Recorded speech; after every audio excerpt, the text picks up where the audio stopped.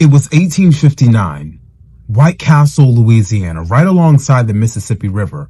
Construction finished on what will become the largest antebellum plantation home in the South, and it was built by black slaves. By 1860, 155 people were enslaved on that land. The man who ran it all was John Hampden Randolph. He enslaved people across thousands of acres and made his fortune through sugarcane, one of the most brutal and deadly crops in the South.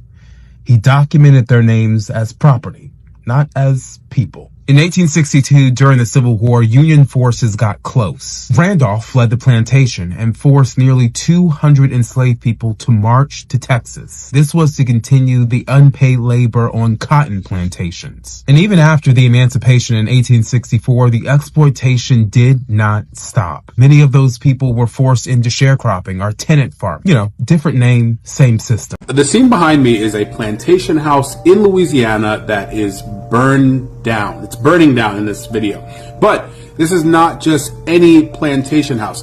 This was the largest antebellum plantation house in the South, owned by one of the richest enslavers in the South. This is the Nottoway Plantation in Louisiana. It was built by enslaved Africans in 1859. It was owned by this guy, John Randolph. Now, John wasn't even from Louisiana. He was from Virginia originally, but he came from a wealthy slave-owning family, and his dad was hired by the federal government to do something in Louisiana, and he moved with him.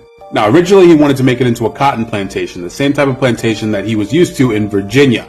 But he noticed that the climate in Louisiana was a lot different, so he changed it to a sugar plantation. And because of that, he ended up tripling his family's wealth. John Randolph enslaved 176 people, but the plantation house itself was built around the same time as the Civil War.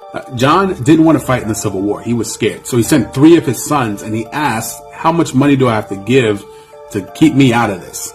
And he was a huge financial backer of the Confederacy in Louisiana. When he realized that the Confederacy was losing, he left his wife in Louisiana, took 200 slaves, and went to Texas. Once the Civil War was over, he contracted with 53 bonded people, basically people that owed him money and were working to pay it off. It's just another form of slavery. He eventually died in 1883, and his wife eventually sold the plantation for $50,000. That's the equivalent of $1.9 million today. And now he has no legacy at all.